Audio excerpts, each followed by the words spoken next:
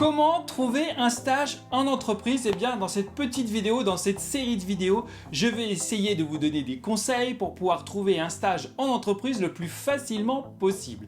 Alors, premier conseil, eh bien, ça ne sert à rien d'envoyer des centaines de CV. Très souvent, les employeurs, les chefs d'entreprise dans le secteur de la boulangerie-pâtisserie ne regardent pas les CV. Vous allez vous retrouver sous une pile de factures, ça n'a aucun intérêt. Alors, qu'est-ce qu'on doit faire, me dites-vous? Eh bien, il faut absolument se déplacer.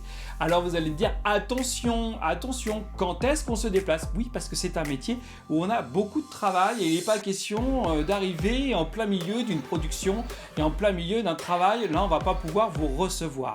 Ça ne sert à rien non plus de prendre un rendez-vous. De toute façon, ils ne vont pas répondre au téléphone ou ils ne prendront pas le temps de prendre un rendez-vous. Donc, je vous conseille d'y aller au culot, comme on dit, c'est-à-dire d'y aller vraiment, vous présenter. Alors, bien sûr, attention à la présentation, toujours bien habillé. Et puis surtout, ayez votre CV en main.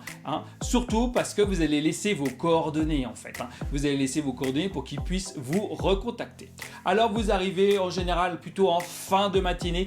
Quand on va pour se présenter pour un stage dans une entreprise, dans une boulangerie-pâtisserie, c'est vraiment le meilleur moment. C'est le moment où le travail a été réalisé, la production pour remplir, garnir le magasin est faite. Et là, peut-être que le chef ou le chef d'entreprise ou le boulanger et le pâtissier vont pouvoir vous recevoir une petite dizaine de minutes pour vous écouter. Et là, il va falloir être convaincant, il va falloir les décider à vous prendre.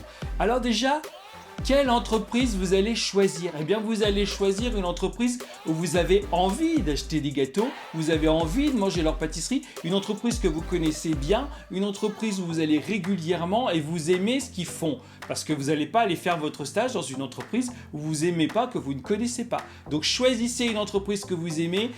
Et puis, quand vous allez vous présenter, eh bien, dites-leur que vous les aimez. Dites-leur que vous aimez leur travail, dites-leur que vous êtes client, cliente, et puis que vous aimez et que vous appréciez leur fabrication et que vraiment vous avez très envie de travailler avec eux pour qu'ils vous retransmettent vraiment leur savoir-faire. Et là déjà, vous savez, ils vont avoir votre oreille, ils vont se dire tiens, c'est une personne qui est intéressante.